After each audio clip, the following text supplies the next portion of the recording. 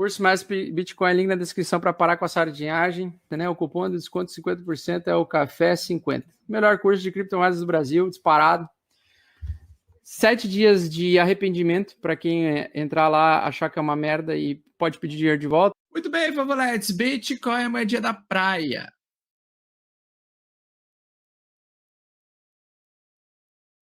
O que é isso aqui? O que tá acontecendo aqui? Essa é a média de 8, pessoal. Média de 8 semanal.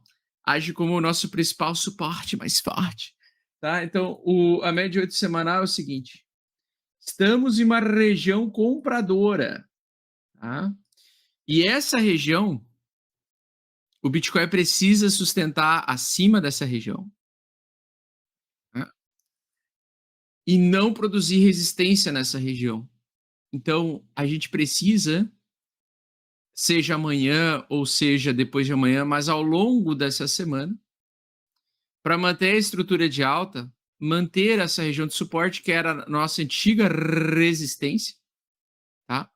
Para o preço continuar subindo. A média de 8 semanal, dentro de uma tendência de alta, ela age como principal suporte. Então, por exemplo, aqui quando a gente teve aquele pico de alta do ano passado, de 21 de julho do ano passado, nós tivemos então uma sequência de 4 dias de baixa, que se apoiaram, fizeram sombra compradora nessa região, na média 8 semanal, e ela trouxe mais alta pela frente. Tá? Quando nós temos uma tendência de alta saudável, nós temos exatamente isso. Preço sobe, toca a média de 8, sobe, toca a média de 8, sobe, toca a média de 8 e manter a tendência de alta, topos e fundos ascendentes. Acontece que desde o início do ano, a gente veio a ter uma segunda tendência de baixa, semelhante ao movimento de tendência de baixa do ano passado. E o mercado, quando ele pega uma tendência, ele sempre vai respeitar uma tendência mais curta e mais longa. Então, por exemplo, essa aqui é uma tendência longa de alta, essa aqui foi uma tendência curta de baixa, essa aqui foi uma tendência um pouco maior do que a tendência de baixa, e o enfraquecimento da tendência de alta, tá? Porque ela foi menor do que a tendência de alta anterior. Se tu pegasse em 2017, a tendência era sempre alta, né? Então, dentro de uma tendência, o movimento da onda a onda de corretiva ela é menor do que a onda de impulso, tá? Então, dentro de uma tendência forte de alta, nós temos geralmente esse movimento, né? Nós temos a tendência de alta vigente. Quando nós temos a tendência de baixa vigente, ou seja, nós temos um topo mais baixo do que o topo anterior e o fundo mais baixo que o fundo anterior, nós temos o oposto. Nós temos, então, as ondas de baixa sendo maiores e as ondas corretivas menores. Então, as ondas eram maiores de baixa e as ondas corretivas menores do que as ondas de baixa. E aí nós tivemos, basicamente, né? O bear market. Tá? O bear market. Bom, aqui, a minha grande questão e a questão de todo mundo é: o mercado vai ou racha agora? Ele vai continuar a tendência de alta que ele abriu agora no curto prazo, ou ele vai rachar já essa tendência de alta, e essa tendência de alta, na verdade, era só um topo mais baixo que o topo anterior para o preço continuar caindo? Essa é a grande questão. Tá? Bom, dentro de uma região de Fibonacci, para a gente voltar à tendência de alta, a gente precisa romper essa zona aqui, tá? Então, que ainda não foi testada, que é a região de $52.000. Então, a tendência de alta, ou seja, o comprimento, a onda de alta, tá? E isso aqui precisaria ter um movimento, então, maior, por exemplo, para continuar a tendência forte de alta. Então, a próxima alta teria que ser realmente... Essa linha tem que ser maior do que essa aqui, para continuar a tendência de alta do longo prazo.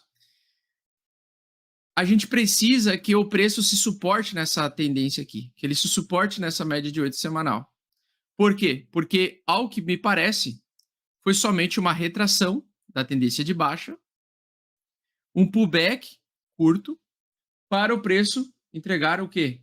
Uma nova tendência de baixa. Tá? Então, a gente está entre o céu e o inferno, literalmente. Por quê? Porque para a gente poder se manter dentro dessa tendência de alta, a gente não pode perder a região de Fibonacci, 43.800 dólares. E pasmem, onde nós estamos no dia de hoje? 43.800 dólares. Então, para a gente se manter na tendência de alta, não pode perder esse suporte aqui. Isso é certeza. Por quê? Porque se ele perder esse suporte aqui, por exemplo, amanhã, ele vai vir abaixo da média de 8.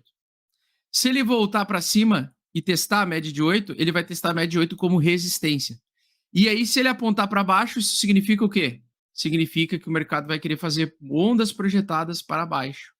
E o mercado vai querer andar em ondas de baixa. E completar essa tendência, isso aqui foi só um pullback para o preço continuar caindo. Tá?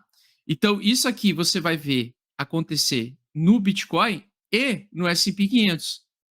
Tá? E no S&P 500. Vocês lembram que algumas semanas atrás, então alguns dias atrás, alguns cafés do Bitcoin atrás, eu comentei sobre o triângulo simétrico que nós estávamos, né? Nós tínhamos um triângulo simétrico, certo? E que eu falei, olha, eu prefiro que o preço caia primeiro para baixo para limpar os vendedores, acumularem fundo e aí iniciar a tendência de alta. Vocês lembram disso, né? E aí eu tinha projetado dois cenários, o B e o A. Então, o cenário A e o cenário B. O cenário que se desenvolveu foi o cenário A, que rompeu primeiro para cima. Primeiro para cima, tá? O que acontece com o ativo se ele volta para dentro do triângulo? Tá? Ele aumenta muito a probabilidade de iniciar uma baixa. Então, além da média de 8 semanal servir como resistência, caso a gente perca os 43.800 dólares, porque lembrando, 43.800 dólares era a última resistência. Para a gente continuar a tendência de alta, ela precisa servir agora como suporte. Porque em tendências de alta, a resistência antiga virou suporte para o próximo impulso. Tá? Então, a gente pode afirmar que 43.800 dólares hoje é zona de compra e não zona de venda. Antes era zona de venda porque ela agia como resistência.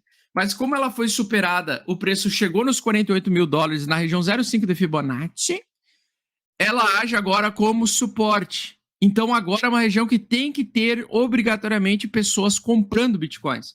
Tem que ser uma região de compra para que o preço estimule mais alta. Certo? Então essa região ela é confluente com a média de 8, ela é confluente com a retração de Fibonacci 0,38. E para que a gente consiga fazer a volta aqui para testar os 52 mil, tá? A gente precisa que nos próximas 48 horas o preço fique acima dos 48 mil. Ele até pode perder, dos 43 mil, perdão. Ele até pode perder os 43 mil temporariamente, mas desde que ele faça uma sombra compradora, ou seja, entre pressão compradora nesse momento, nós manteríamos ainda uma tendência de alta, uma micro tendência de alta ainda, pelo menos até os 52 mil, que é o que eu ainda espero. Eu ainda acho que o preço do Bitcoin vai se segurar nesses 43.800, vai se suportar, e eu acho que ainda a gente nas próximas semanas pode ver o BTC a 52 mil. Ainda acho que não testou a última retração de FIBO, tá? Porque o normal é, ele vem para a retração de FIBO e ele fica um tempo preso entre as retrações de FIBO antes dele tomar uma decisão de subir ou de fazer um topo mais baixo que o topo anterior, que vai formar para nós, por exemplo, uma linha de tendência que quando for rompida vai iniciar uma grande tendência de alta, vai mudar a tendência, né? Então nós estamos no meio do caminho da construção desse cenário, tá? Então, normal, por exemplo, normal é ele vir, ficar preso aqui dentro dessas linhas, formar, e aí quando ele lá na frente romper essa linha de tendência de baixa, a gente começa a ter tendência forte de alta lá na frente. Tá? Então, para a gente ter a continuação da tendência de alta, o Bitcoin precisa ficar acima de 43.800 dólares, que era a resistência anterior e que está servindo como agora possível suporte. Ele precisa, nos próximas 48 horas, se manter acima dessa linha. Se ela derreter, por algum motivo, seja por causa do S&P 500 voltar a testar essa região como resistência de novo, isso aqui virar uma nova resistência, a chance é de entregar tendência grande de baixa. Tá? E aumenta muito a probabilidade de entregar um inverno cripto prolongado.